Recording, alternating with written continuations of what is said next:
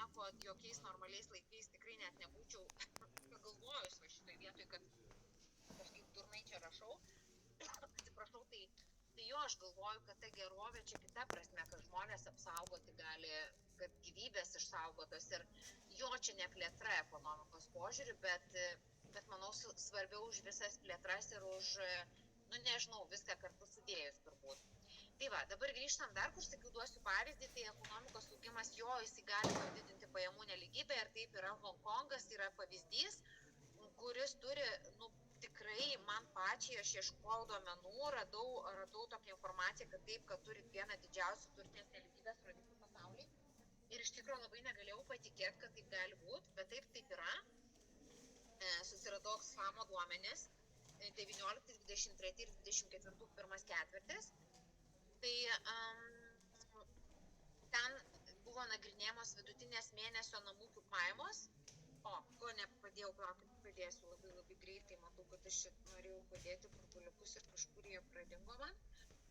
Tai skurdžiausių 10% namų ūkių vidutinės pajamos buvo tik tai, ten kažkoks, ten Hongkongo yra doleriai, 1600, bet esmė, man čia tas antras sakinys, tai yra drastiškas 4,3% kritimas lyginant su laikotarpiu prieš pandemiją, bet žiūrėkit, turtingiausi 10%, jų vidutinės mėnesio pajamos išaugo beveik 10%. Ir kas yra įdomiausiai, tai dėl šitų pokyčių pajamų skirtumas tarp skurdžiausių ir turtingiausių namų ūkių Hongkonge išaugo 80 beveik 2 kartus. Čia yra 19-23 metai. Jūs įsivaizduojat, kokie čia yra skaičiai. Man tai čia kažkoks atrodo, kad taip negali būti, bet jo duomenys yra patikimi ir vat, toks sakau, labai net nesitikiu, kad taip yra. Dabar kaip matuojam tą plėtrą? Tai atskiri rodikliai. Aš žinokit, nežinau, lietuviškai ir vėl aš nesugebu rasti kai kurių dalykų, tie yra single indicators vadinasi, tai jie yra tokie, kur vienas rodiklis, nes tie sudėtiniai tai akivaizdu, composite yra ten visokie laimės indeksai, ŽSRI, koks nors ten lyčių nelygybės indeksas, daug yra tų indeksų, mes kelis tik tai šiandien pasinagrinėsim. Bet tų pavienių arba atskirų rodiklių jų yra pakankamai daug. Tai, pavyzdžiui, BVP gyventojų taip yra pavienis arba atskiras rodiklis. Aš nežinau, kaip versti lietuviškai. Googlinau visaip, kaip čia GPT klausiau, nieks man teisybės nepasako, tai aš tiesiog taip parašiau. Tai tada yra sveikatos rodikliai, tokie pavieniai, švietimo yra rodikliai, ekonominės ir socialinės nelygybės rodikliai, energijos rodikliai, aplinkos rodikliai. Ir tikrai aš čia dabar galvoju, kad jau sėdit, klausot ir galvojat nenormaliai, čia pridės kažkokių vaikam reikės mokėti. Aš galvoju, nereikės vaikam mokėti tokių, nesugalvoju čia niekas paklausti, bet čia toks, kitaip nėra kaip papasakoti, tai kaip pamatuoti, ar čia yra ta plėtra ar nėra, ar tik iš jausmo, tai toks nematavimas. Tai čia kas BVP yra ir BVP vienam gyventojui, aš čia net nesustojau šitoj vietoj, nes taip plačiausiai naudojamas atskiras rodiklis, vertinant gyvenimo lygį šalyje, bet yra ir kitų. Ir yra toksai pagal perkamosios galios paritetą. Mes esam su jumis irgi jau kalbėję šitą temą, kas yra perkamosios galios paritetas, nes jeigu mes skirtingų šalių nominalų BVP lyginsim, net ir jeigu realų BVP lyginsim, jokio skirtumo, vis tiek yra valiutų kursų svyravimai ir yra skirtingi pragyvenimo išlaidų lygiai tarp šalių. Dėl ko aš sakau, kad visada gerai, kur mūsų nėra ir kur turbūt jau sakiau šitą pavyzdį, kada ištraukia ten žmonės, nežinau, Lidlo kainas, kokias nors ten Vokietijoje ir atlyginimą Vokietijoje. Viskas ir daugiau nieko nerodo ir sako, žiūrėkit, Vokietijoje tai atlyginimas vidutinis toks, Lidle kainos tokios, o Lietuvoje tai vidutinis atlyginimas toks, o kainos tokios, bet nepamirškim daugybės kitų dalykų, nes taip negalima lyginti. Jo galima, jeigu esi politikas ir nori turėti rinkėjų, bet šiaip negalima. Ekonomistai taip nesielgia, dori ekonomistai. Reikia traukti viską tada ant stalo, žiūrėti ir nuomos kainą, žiūrėti ir pragyvenimo kainas. Daug yra dalykų, elektra, būtinės visokios komunalinės visokios išlaidos, draudimai visokiausi. Yra begalybė dalykų, už ką žmonės moka pinigus ir tai tikrai nėra tik tai sūris iš Lidlo ir alga. Tai va, jeigu mes naudosim BVP vienam gyventojui pagal perkamosios galios paritetą, tai tada tiksliau galėsim jau tikrai palyginti gyvenimo lygį ir ekonominę gerovę tarp valstybių, nes ten jau susivienodina tos prekių paslaugų kainos tarp šalių. Ir čia, pavyzdžiui, kas yra įdomu, irgi čia tokių visokių faktų pridėliot. Brunėjus, Jungtiniai Arabų Emiratai, Kuveitas, tarkim, pagal nominalų BVP gyventojui net į pirmą 25-tuką nepatenka tarp valstybių. Bet kada pakoreguojamas yra jų BVP pagal perkamosios galios paritetą, jos atsiduria tarp 10 turtingiausių pasaulio valstybių. Tai čia šitai vietoj jau neieškojau, kurioje vietoje ten yra Lietuva, šiaip daug duomenų pridėjau, kur ir Lietuvą įdėjau, nors ir nepatenka ten į kažkokius dešimtukus, bet tas yra įdomu, taip kad tai nėra taip jau paprasta ir visai jau trivialu, reikėtų biškai daugiau pasižiūrėti. Dabar sveikatos rodikliai, tai kokie jie čia yra? Tai pagrindiniai arba svarbiausi, kuriuos dažniausia turbūt lygina tarp šalių, tai yra vidutinė gyvenimo trukmė, yra išlaidų sveikatos apsaugai dalis nuo bendrojo vidaus produkto ir vaikų iki 5 metų mirtingumo rodiklis. Taip yra tas infant mortality, kur naujagimių mirčių skaičius, tai šitą aš irgi kažkur esu įdėjus, yra daugiau rodiklių, bet čia keli, vis tiek visų nei atsiminsit, nei gal naudos, bet tokiam bendram supratimui. Tai tas vidutinė šalies gyventojų gyvenimo trukmės rodiklis, tai jisai parodo, kiek metų vidutiniškai tikimasi gyventi naujagimiui, jeigu per visą gyvenimą mirtingumo lygis išliks toks pat kaip apskaičiavimo metais. Tai ta trukmė, kur ilgiausia, tai japonai turi vidutinę gyvenimą, tai čia vidutinė, ne ilgiausias ilgamžis, bet vidutiniškai 85 metai. Honkongas tas pats 85 metai. Vakarų Europos šalis irgi turi labai neblogai. Bet, pavyzdžiui, ekonomiškai visos šalis jau pasižymė ir čia galima logiškai paaiškinti, čia sveikatos apsauga, tai net ne ta būtinoji pagalba, bet prevencijos, kiek mes turim, pavyzdžiui, ta pati Lietuva, kiek yra prevencijos programų ir kitos šalis, mityba, švarus vanduo, nežinau, ten sanitarija visokia, ir daugybė kitų dalykų, ko, manau, nereikia man aiškinti.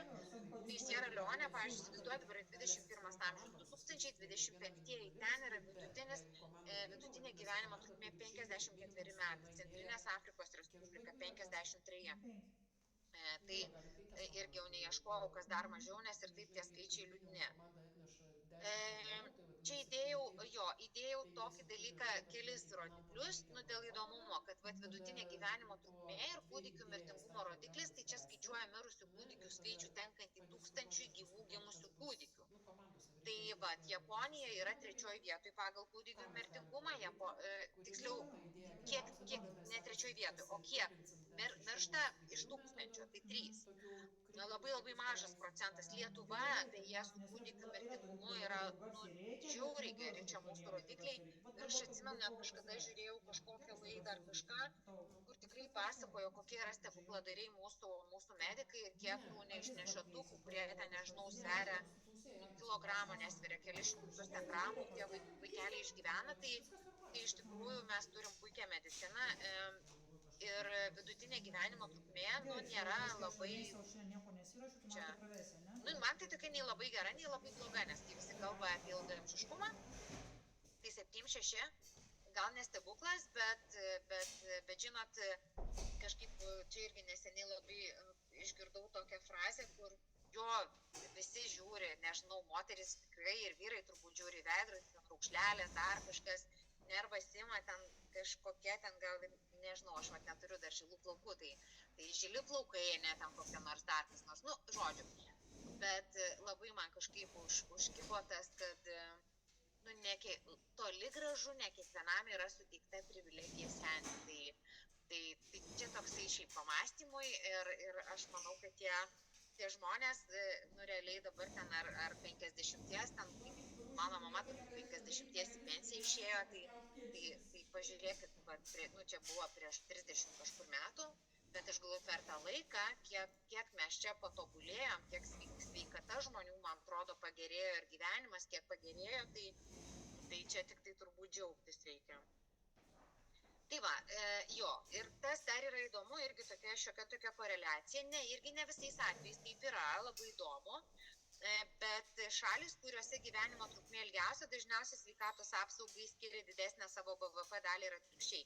Tai ne visada taip yra, nes, pavyzdžiui, kas man labai buvo įdomu, Afganistanas 22% nuo BVP skiria, ne? tada aišku jau JAF yra su 16,5, Vokietija virš 12, Austrija, Latvija 9, ne Lietuva 7 kažkur su pusė, Estai beveik 7, nu ir taip toliau, Nigerija, ten Butanas, Bangladešas, dar pamačiau Nigerijai, tai pataisysiu iš vieną raidę, kad neliktų. Nu tai va.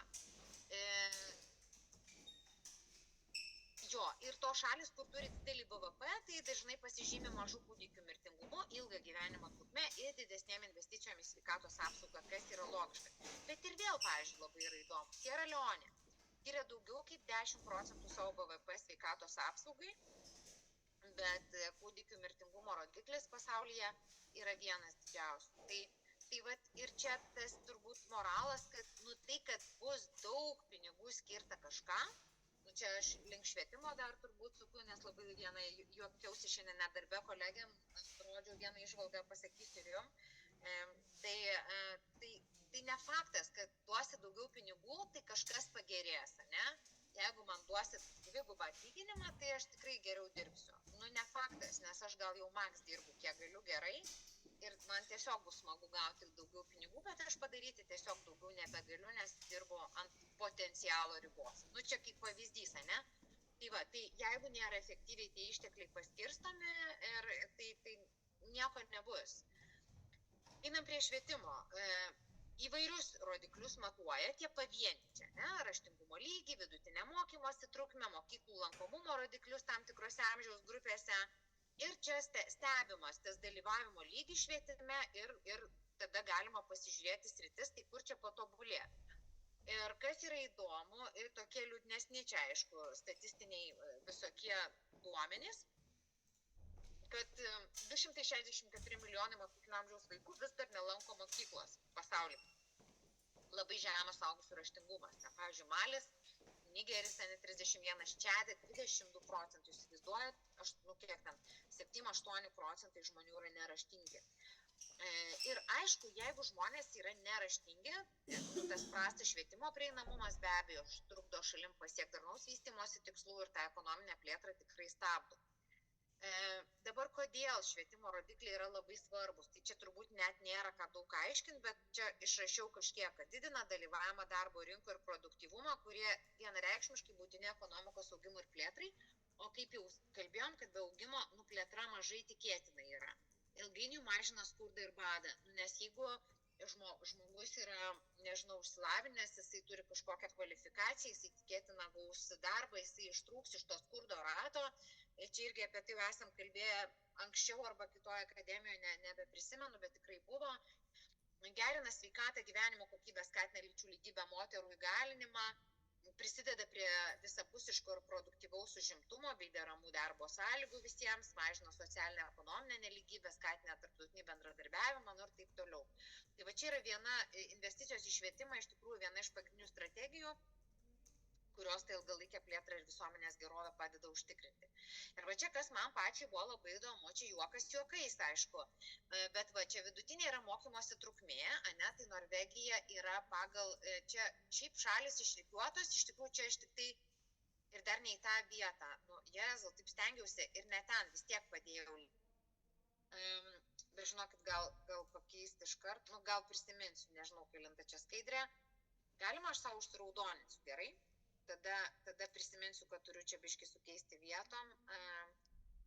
Tai kas yra įdomu, čia pagal žmogaus socialinės raidos indeksą išreitinguoto šalys ir tada žiūrim, kokia yra vidutinė mokymosi trukmė ir koks yra suaugusių 15 metų ir vyresnių raštingumo lygis.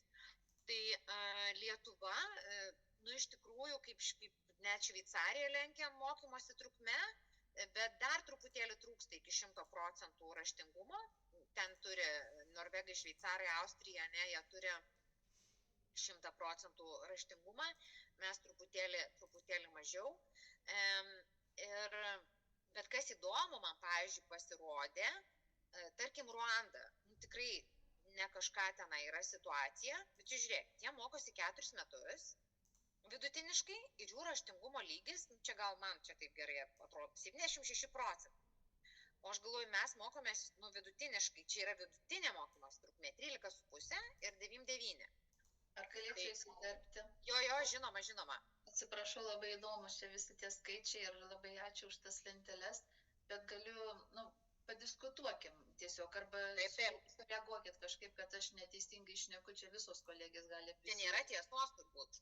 Taip, žiūrėkit, ne, yra tiesa, bet kaip ir Lietuvos raštingumas ten vienais metais buvo vertinama, kiek pas mus aukštasias mokyklas yra baigusių mokinių. Tai vat kiek pas mus išsilavinęs yra jaunimas ir žmonės, nes šitiek daug tenai baigia aukštasias mokyklas, bet tai pagal ką jie vertina pagal diplomų išdavimą, o mes žinome, kad kai kuriuos diplomus tiesiog nuperka. Ir žmonės yra neraštingi tokie jau, kad aukštąjį mokslą tenai jau galima jiems priskirti, bet jie tiesiog deda pastangas, kad jie gautų tuos diplomus. Ir mes skaičiuojame diplomus. Tai vat ir Ruandoje galbūt yra ta situacija, kaip šitiek, parduoda, nuperka ten per korupcijas ir panašiai. Žmonės, faktas yra, kad, kaipgi, kaip per 4 metus tu gali pasiekti ten Australijos ar kokios Rumunijos lygį. Jo, bet čia noriu truputį patikslinti. Čia yra tikrai indeksai, kurie turi labai aiškiai, ką jie matuoja. Tai čia matuoja, ar žmonės moka vyresni negu 15 metų ir vyresni, ar moka skaityti ir rašyti. Čia daugiau nieko. Tada tyliu. Čia tik tai šitą. Jo, tie indeksai nėra tiesiog, bet jie kiekvienas yra labai aiškiai apibrėžtas, ką jie matuoja. Tai čia raštingumo lygis, tai ar moka skaityti ir rašyti. Tai skaityti ir rašyti pasimokė 4 metus, 7-6% suaugusiųjų Ruandoje moka. O pas mus, tai jo, bet aišku, jūs nepriimkit rimtai mano šito, kad čia jie mokosi 4 metus, tai gal ir Lietuva gali 6 metus pasimokyti. Tai skaityti ir rašyti jo, greičiausiai mes išmokysim. Ir, gal ne 100%, bet 80% tai tikrai, o gal kaip Botsvanai, net 8-7. Bet čia mes nekalbam apie tai, kurie eina toliau, ar jie ten siekia aukštojo mokslo, ar jie ten išmoksta tiesiog, kaip ten sakydavo, slebizuotą, ne? Žodžiu, kažką ten vedžiot pirštu ten po raides ir surinkti žodį. Tai čia yra labai 2 skirtingi dalykai. Jo, tai ačiū, Vaiva, kad užklausėt, nes aš gal nepaaiškinau, tai ką rodiklis matuoja. Tai va, tada yra tokie ekonominės ir socialinės nelygybės rodikliai. Ir jie matuoja, čia visokius dalykus. Pavyzdžiui, BVP gyventojų, tada vartojama vienam gyventojui. Ir jeigu vartojimas yra didelis vienam gyventojui, tikiuosi didesnis, tuo aukštesnės ekonominės plėtros lygis. Ir vėl gali paaiškinti, jeigu ekonomika yra išsivyšusi, tai žmonės turi pajėgumą pirkti kažkokias prekes paslaugas, logiškai matuoti vartojimą, nes jeigu tu sėdi su $1 per dieną, tai jokio tenai vartojimo nebus. Čia tik būtinosios ir dar ne visos turbūt tos prekės, kurios reikalingos. Aišku, tam ilgalaikiam augimui būtinos kapitalo investicijos, nes nebus palaikomas nei produktyvumas, nei kažkoks tvarus vystymasis ateityje. Tada yra socialiniai rodikliai, kiek tie visuomeniniai veiksniai prisideda prie plėtros. Tai pagrindiniai socialiniai yra tie sveikatos ir švietimo, ką mes jau kalbėjom, tada būsto ir gyvenimo sąlygų kokybė, nusikalstamumo rodikliai. Ir čia net buvo prirašytos žmogžudystės, aš ištryniau, nes man kažkaip nesinorėjo, bet aš manau, apima nusikalstamumas ir tai, visuomenės saugumas ir pasitikėjimo lygis bendruomeniai. Tai jeigu mes kalbam apie socialinės nelygybės, tai pagrindiniai yra pajamų ir turto nelygybė ir Gini koeficientas, apie ką mes irgi jau esam kalbėję. Tada yra tokia dar blokelis energijos rodikliai. Ir čia vėlgi įdomu tas apie tai, kad būtų prieinama patikima, tvari ir moderni energija piliečiam. Tai, todėl, kad be elektros energijos, arba, ne tik elektros, čia gali būti ir elektros, ir saulės, ir vėjo, ir visokios tos energijos, ir kas tik nori, bet, tai energija iš esmės pagrindinis ekonomikos augimo veiksnys, ypač per pastaruosius kelis šimtmečius, nes jeigu staiga dingtų energija ir, pavyzdžiui, dingtų elektra, tai aš nežinau, sėdėtume labai čia nusiminę turbūt. Dabar pagrindiniai rodikliai, kuriuos naudoja. Tai gyventojų dalis, kuri turi prieigą prie elektros energijos, gyventojų dalis, kuri naudojasi švarių kūrų ir technologijom, tada yra atsinaujinančios energijos naudojimas ir energijos naudojimas kaip BVP dalis. Tai yra, kiek energijos nuo BVP sunaudojama ekonominiai veiklai vykdyti. Čia skaičiais, nuo BVP. Tai daug pasaulio šalių tikrai nemažai, čia taip leidau savo parašyti, kad nemažai, čia gal geografai pataisykit, gal ir niekus čia pasakoju, bet man atrodo, kad statistika rodo, kad jo, bent jau tos išsivyščiusios tai tikrai, tai saulės energija, vėjo, vandens, ten geoterminė ir pirmaujančios šalis yra, kad ir kaip būtų, nežinau, bet tai yra Kinija, JAV, Skandinavijos šalis, ir aišku, kitos išsivyščiusios ekonomikos. Bet čia reikia, aišku, negali šito daryti tos silpnos šalis, silpnos ekonomiškai turiu galvoje šalis, nes čia jau yra tikrai daug reikia investicijų ir jos gali ne tik tai įdiegimui, bet ir palaikymui reikia pinigų. Ir dėl to jos gali, nebūti pajėgios finansuoti tokių projektų. Ir va čia irgi toks įdomumas, kad tas yra akivaizdus ryšys tarp elektros prieinamumo ir ekonominės plėtros ir turinčios gerą elektros energijos prieigą dažniausiai pasižymė aukštesnių BVP vienam gyventojui ir geresnė gyvenimo kokybė. Tai duomenys 22, čia irgi dar kartą patikslinu, kad negalvokit, kad Daiva tingi paieško duomenų 24 ir kažkokias čia senas skaidrės bando jums prastumti. Nes man labai liūdna, kai aš gaunu tokį komentarą, kad maždaug čia turbūt 10 metų su tom pačiom ateina, tai niekada taip nebuvo. Ir čia baigtos šią naktį ir ryte ir pakartosiu ir studentams, sakiau, jie irgi labai stebisi kai kuriais duomenim.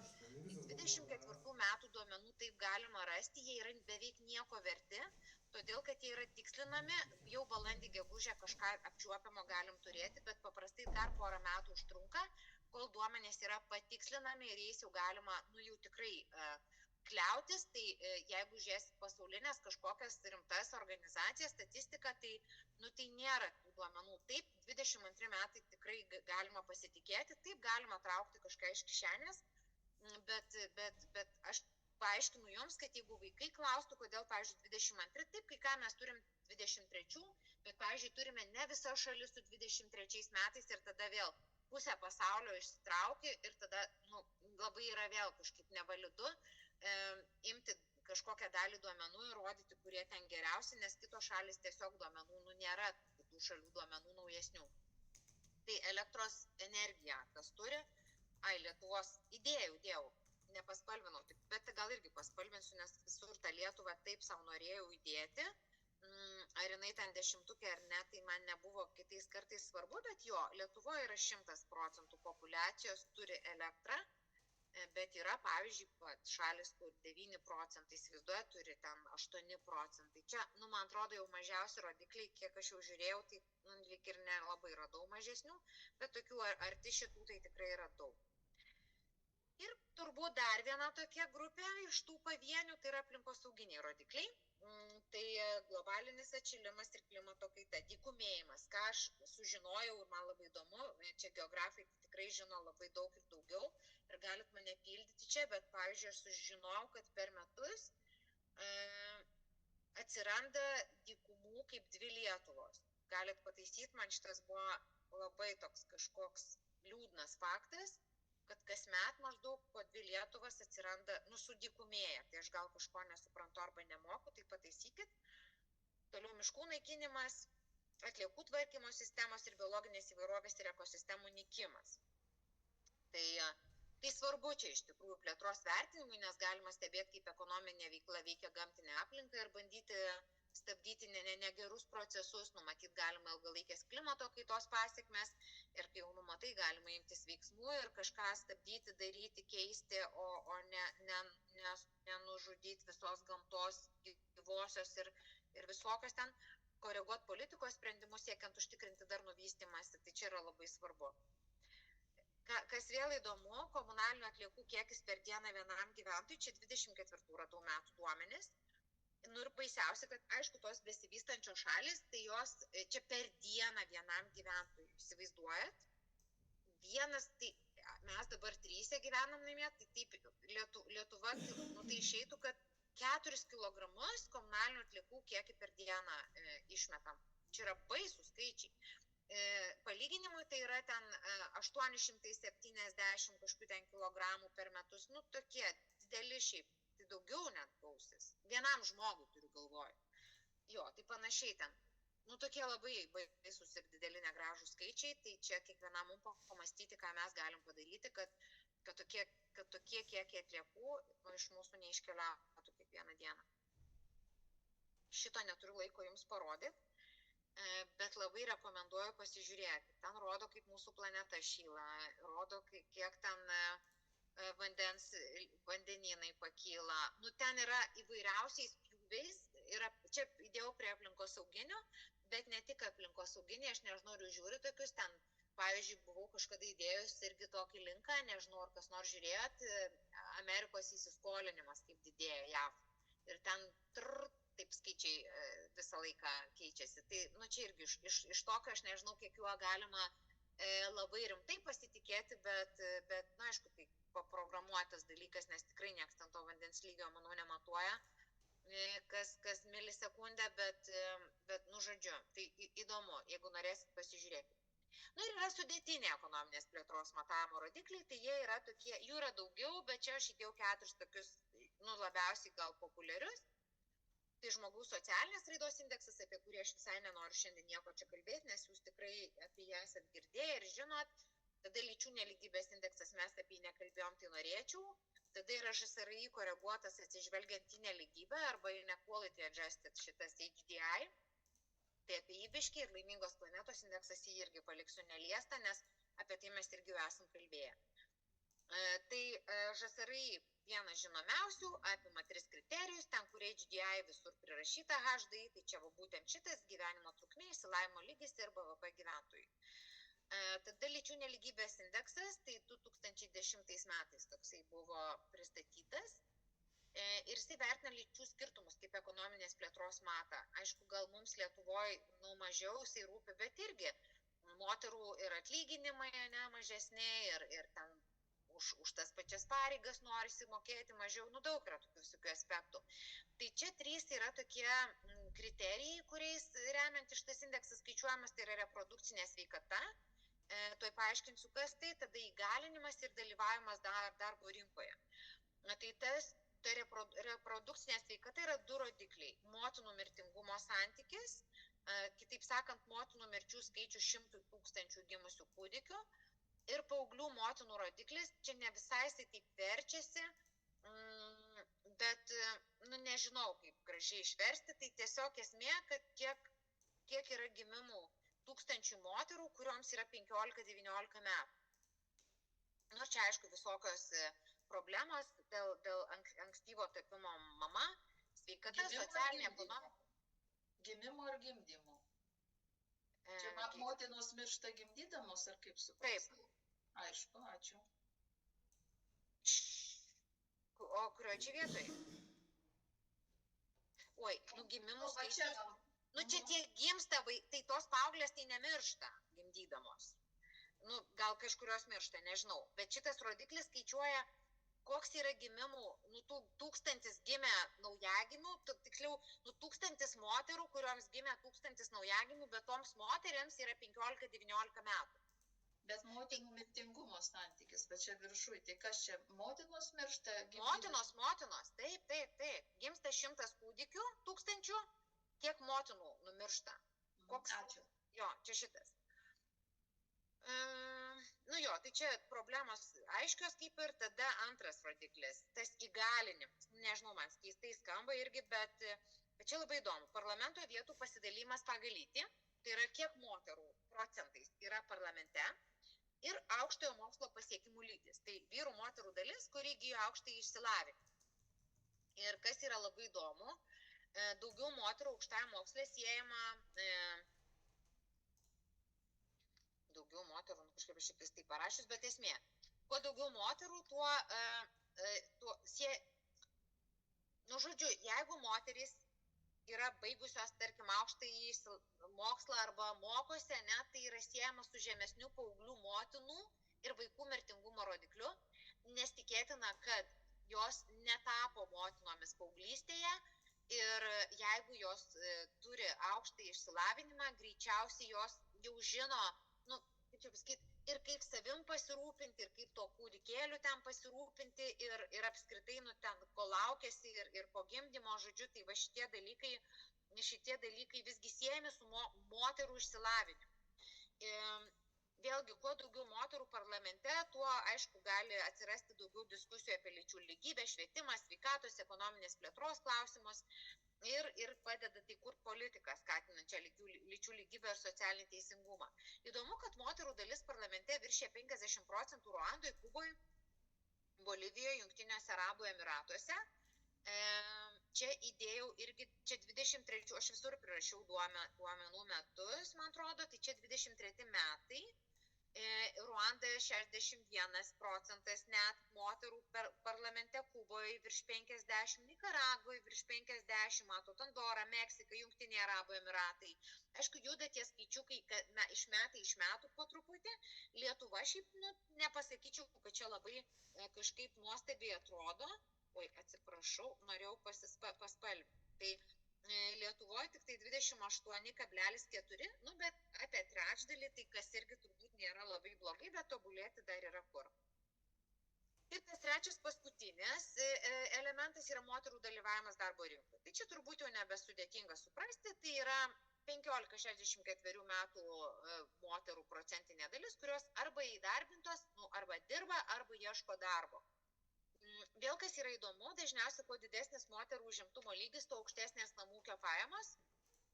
Ir čia logiška turbūt, nes jeigu tik tai vienas šeimoje dirba, tai tos pajamos nebus didelės ir skurdo lygis paprastai mažėja. Kas yra įdomu, čia tokį dar prirašiau, 10 daugiausiai moterų darbo rinkoje turinčių šalių yra būtent mažų pajamų valstybės. Va čia keistas turbūt atrodytų, kad čia Lietuvoje, tai visos moterys jau dirba ir viskas labai fainai, bet iš tikrųjų ne. Ir tie skaičiai yra visai kitoje. Man pačiai buvo netikėta ir pasižiūrėsim toj. Bet kai kalbam apie tas mažų pajamų valstybės, tai jo, tenai žemės ūkis, žaliavos, tai yra. Tai ir vėl, tai nėra kažkoks tikslus plėtros matas, nes suprantat, kad jos dirba iš tikrųjų labai sunkius tokius darbus žemės ūkyje. Va, ir čia vėl mes ką turim, tai turime moterų dalis darbo rinkų, tai ten aš galvoju, gal tie vyrai ten nieko nedaro, nežinau, Selemono salos, Madagaskaras, Burundis, Mozambikas, Tanzanija, Etiopija, jaučia, nėra čia kažkokios valstybės, kurios yra, galėtų būti priskiriamos prie vidutinių ir aukštų pajamų šalių, tuo tarpu Lietuva, jinai pagal tą čia pagal moterų dalį darbo rinkoje, jinai yra tik 63 vietų, tai nėra labai nei aukštai, nei žemai. Bet Lietuvoje yra 60, atsiprašau, ir vėl ne tą darau, Lietuvoje 57 grubiai procentai moterų dirba arba ieško darbo.